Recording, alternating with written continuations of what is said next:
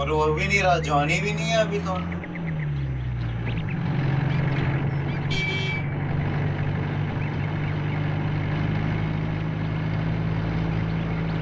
Sad situation हो गई यार। ഇവിടുന്ന് പോകുമ്പോഴേ എനിക്കൊരു ലക്ഷണപ്പശക തോന്നിയതാ. നീ ആ വണ്ടിയുടെ നമ്പർ ശ്രദ്ധിച്ചായിരുന്നു മക്കളെ? ഞാൻ ആ വണ്ടി പോലും കണ്ടില്ല ചാച്ചാ. പിന്നെങ്ങനെയാ നമ്പർ ശ്രദ്ധിക്കുന്നേ? കള്ള കഴിവറാമോന്മാര്. എന്നാ ഒന്ന് നിർത്തി കുഞ്ഞിനെന്തെങ്കിലും പറ്റിയോന്ന് നോക്കുക. അവനെയൊക്കെ എന്റെ കൈ കിട്ടിയായിരുന്നെങ്കിൽ. ഞാനില്ലാത്തപ്പോ നീയല്ലേ ഈ കുട്ടികളെ ശ്രദ്ധിക്കണ്ടേ? അനി, നീ എന്താ ആലോചിച്ചിരിക്കുന്നത്? ഒന്നുമില്ല.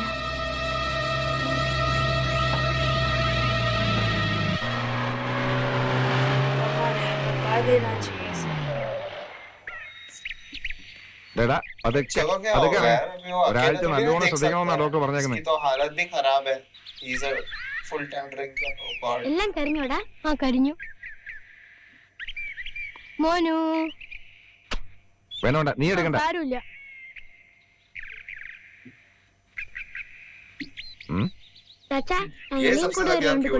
പിന്നെന്താ വേറെ മക്കൾ വണ്ടിയത്?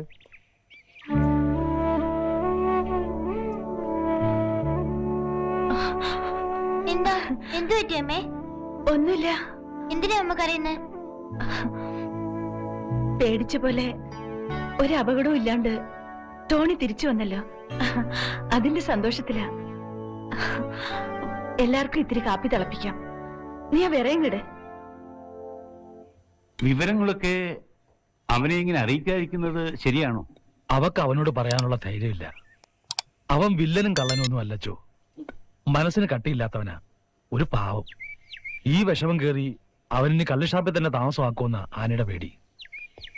എന്നോടൊന്ന് പറയാനാ അവള് പറയുന്നേ. ഞാൻ എങ്ങനെയാ അച്ചോ ഇങ്ങനൊരു കാര്യം ആലോചിച്ചിട്ട് ഒരെത്തും പിടിയും കിട്ടുന്നില്ല. അച്ഛൻ വല്യപിതാവിനെ കാണുമ്പോ ഒന്ന് പറയണം. ഈ അവസ്ഥയിൽ കുടിയൊഴിപ്പിക്കലിന്റെ കാര്യം പ്രസ് ചെയ്യാന്ന് പറഞ്ഞാൽ അത് വലിയ ക്രൂരതയാ. ഏറിപ്പോയാൽ അവക്കിനി ഒരു കൊല്ലം. ഞാൻ പറഞ്ഞു നോക്കാം. അച്ഛൻ പറഞ്ഞു നോക്കിയാ പോരാ, അരവനെന്ന് സമ്മതിപ്പിക്കണം. സമ്മതിപ്പിക്കാം.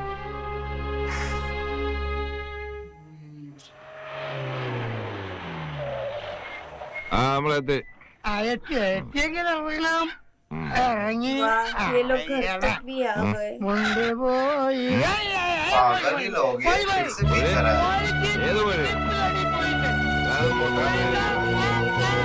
कैसे हो गया यार? और ऊपर से ये मुर्गी നല്ല വാടിയെടുത്ത് നോക്കിക്കോ. ആഹാ, എന്നാടാ വീടാ നോക്കിക്കാവുന്ന കോഴിയെ വിടാ.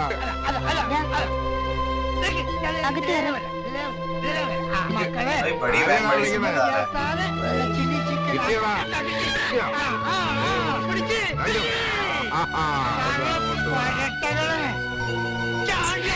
വേണ്ടടാ ഫോട്ടോ.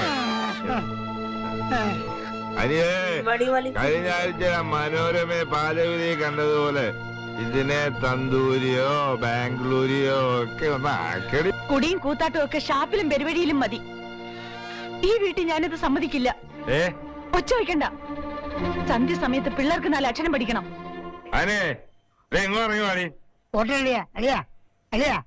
ആനമ്മക്ക് ഇഷ്ടത്തിന് പിന്നെ എന്തിനാ നമ്മള് അലമ്പാക്കുന്നത്? ഞങ്ങൾ പോവാ.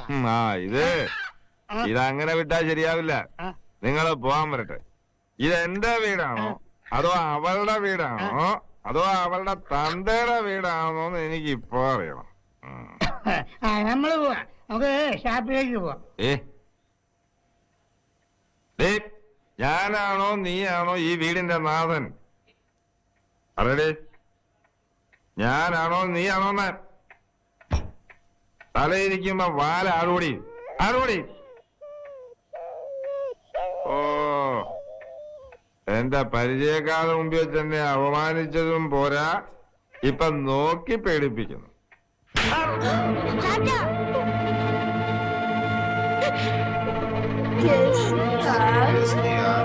एकदम बेचारे को बीमारी है, कैंसर, ऊपर से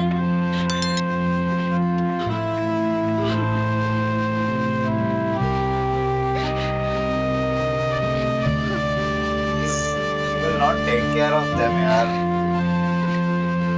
नहीं बोल छोड़ना ही पड़ेगा। वही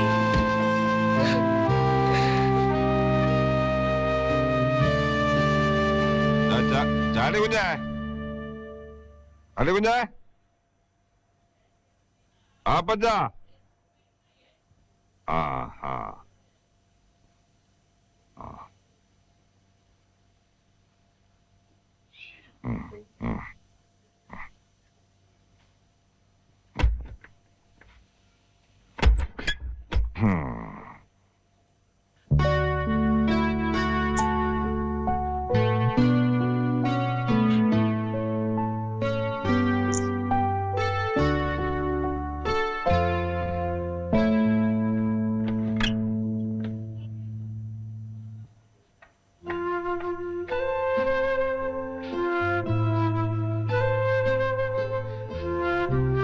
അനി,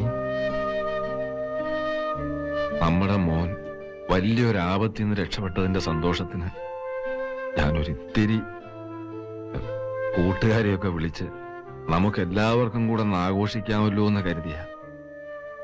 നീ എന്നോട് ക്ഷമിക്കാനീ, തെറ്റെന്റെയാ. ഞാൻ ഇതുവരെ നിന്നെ തല്ലിയിട്ടില്ലല്ലോ. ആദ്യമായിട്ടല്ലേ, അവസാനത്തേതോ. നീ എന്നോട് ക്ഷമിക്കേ. नहीं नहीं इसने मारा तो नहीं है कभी, लेकिन फिर भी इसको दारू पीना बंद कर देना चाहिए। और उसे सच बता देना चाहिए।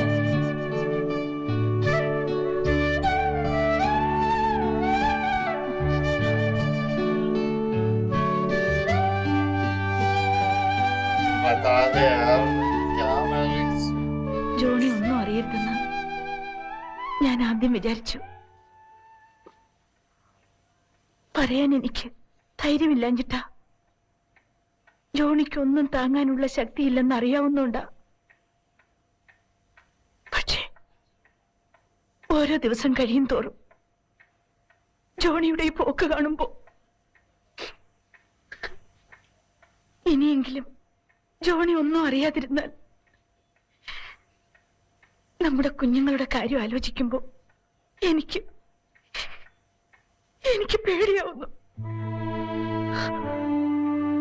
ഏത് നേരവും ഞാനും കുഞ്ഞുങ്ങളും മനസ്സൊരുക്കി ദൈവത്തിനോട് പ്രാർത്ഥിക്കുന്നുണ്ട്. നമ്മൾ ആരും അറിഞ്ഞുകൊണ്ട് ഒരു ദ്രോഹവും ആർക്കും ചെയ്തിട്ടില്ല. പിന്നെന്തിനാണ് കർത്താവ് നമ്മളെ ഇങ്ങനെ ശിക്ഷിക്കുന്നത്? അറിഞ്ഞൂടാ, എനിക്കൊന്നും അറിഞ്ഞൂടാ ജോണി.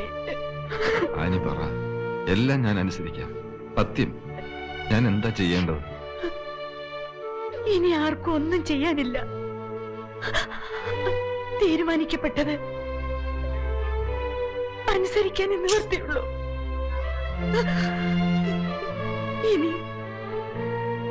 ഇനി ഞാൻ അധികകാലം നിങ്ങളുടെ കൂടെ ഉണ്ടാവില്ല ജോണി.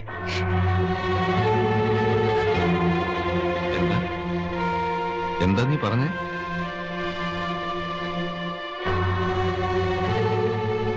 ഒരുപാട് പഴകിപ്പോയെന്ന് ഡോക്ടർ അച്ഛനോട് പറഞ്ഞു. മരിക്കാൻ എനിക്ക് പേടിയില്ല. പക്ഷേ ജീവിച്ചിരിക്കുന്നവരെ കുറിച്ച് ആലോചിക്കുമ്പോ. എന്താ നീ പറയുന്നേ? എനിക്കൊന്നും മനസ്സിലാകുന്നില്ല. മോനെ ആശുപത്രി കിടന്നപ്പോ അവന് കൊടുക്കാൻ വേണ്ടിയാ എന്റെ ബ്ലഡ് എടുത്തത്. അതുകൊണ്ട് ഇപ്പോഴെങ്കിലും അറിഞ്ഞു.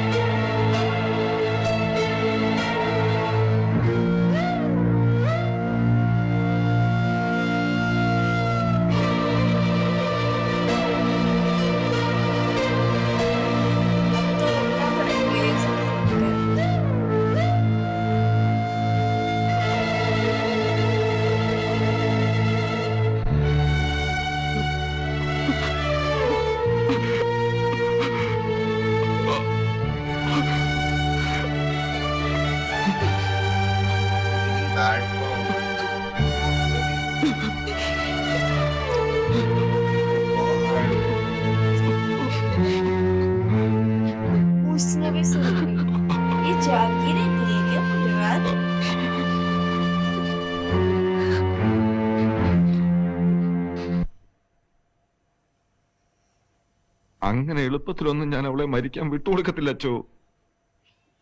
എന്റെ 4 കുഞ്ഞുങ്ങളെ തള്ളയച്ചോ അവള് പോയാ പിന്നെ അതുങ്ങൾക്കാരുണ്ട്, എനിക്കാരുണ്ട്? അനാഥാലയത്തിൽ ഭക്ഷണവും സംരക്ഷണവും ഉണ്ടായിരുന്നു, അതൊക്കെ വേണ്ടാന്ന് വെച്ച് ഭാവിയിലോട്ടൊന്നും നോക്കാതെ 14 കൊല്ലത്തിന് മുമ്പ് എന്റെ കൂടെ ഇറങ്ങി തിരിച്ചതാച്ചോ അവളെ ഞാൻ മരിക്കാൻ വിടില്ല, ചികിത്സിപ്പിക്കും. എനിക്കുള്ളതൊക്കെ വിറ്റിട്ടാണ് അങ്ങനെ, അല്ലെ കടം വാങ്ങിക്കും, അതുപോലെ ഇരക്കും, അല്ലെ ഞാൻ മോട്ടിക്കും അച്ചോ, മോട്ടിക്കും. എന്നാലും ഞാൻ മരണത്തിന് വിട്ടുകൊടുക്കേല, ഉറപ്പാ. വിൽക്കാൻ നിന്റെ കയ്യിൽ എന്താ ജോണിയുള്ളത്? ഈ പറഞ്ഞ 14 വർഷത്തിൽ ഒരിക്കലെങ്കിലും നീ അതിനെപ്പറ്റി ചിന്തിച്ചിട്ടുണ്ടോ? കട്ടും മോഷ്ടിച്ചും കടം മേടിച്ചും ഒരു മാറാരോഗ്യെ ചികിത്സിക്കാന്ന് വെച്ചാൽ അത് നടപ്പുള്ള കാര്യമാണോ? നിനക്ക് ചെയ്യാൻ കഴിയുന്ന ഒന്നേ ഉള്ളൂ. ഇനിയുള്ള കാലമെങ്കിലും സ്വസ്ഥമായിട്ട് ജീവിക്കാൻ നീ അവളെ അനുവദിക്കുക.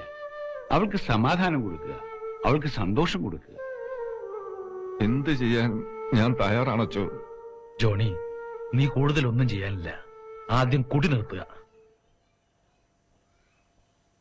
ബുദ്ധിമുട്ടാണല്ലേ? ആണടോ, കക്കാനും പിടിച്ചു പറിക്കാനും ഛർദ്ദിച്ച് വഴി കിടക്കാനും ഒക്കെ എളുപ്പാ. ഇല്ല അച്ചോ, ഇല്ല.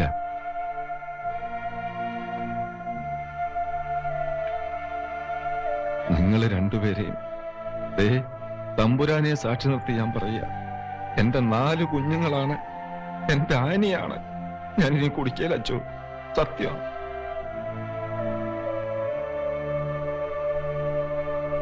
ഏത് ഡോക്ടർ ചികിത്സിച്ചാലും ദൈവം കൂടെ ഉണ്ടെങ്കിലേ ചികിത്സ ഫലിക്കും. നിങ്ങൾ രണ്ടുപേരും പ്രാർത്ഥിക്കണം എന്റെ ആനിക്ക് വേണ്ടി.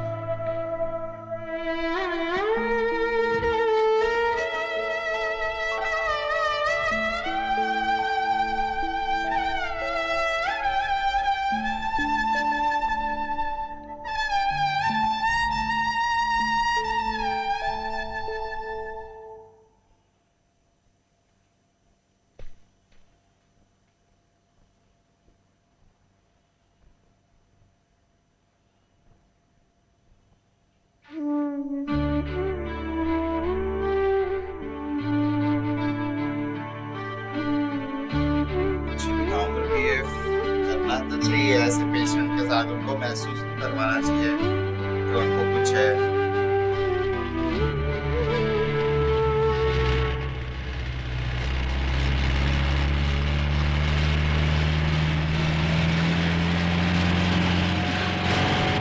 तेज चला रहा वही ജോണി,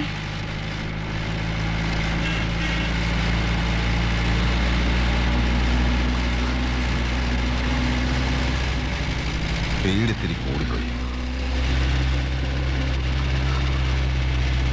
വണ്ടി ഒന്ന് നിർത്താമോ?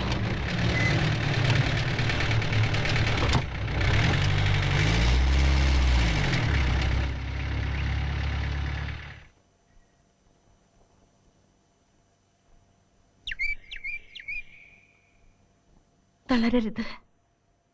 ജോണി തളർന്നാൽ എനിക്ക് ഒറ്റയ്ക്ക് പിടിച്ചു നിൽക്കാൻ കഴിയില്ല.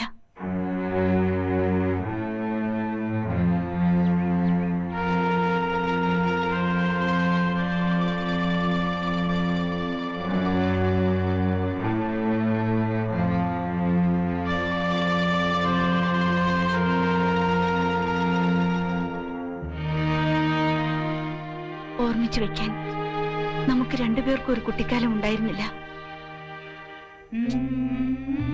അപ്പൻ, അമ്മ, സഹോദരങ്ങൾ, അവരുടെ വലിയ വലിയ സ്നേഹങ്ങൾ, അതിനിടയിൽ കൊച്ചു കൊച്ചു പിണക്കങ്ങൾ.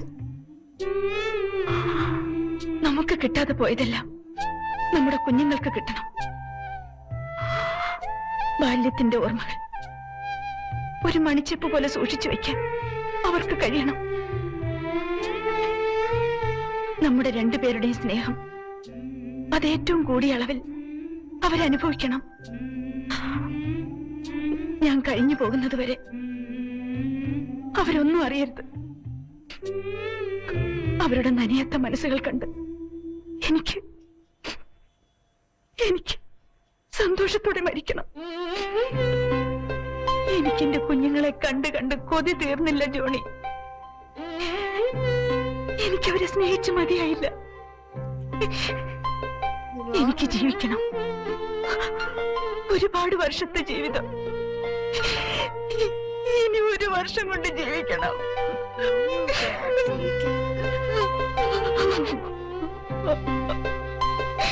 ठीक है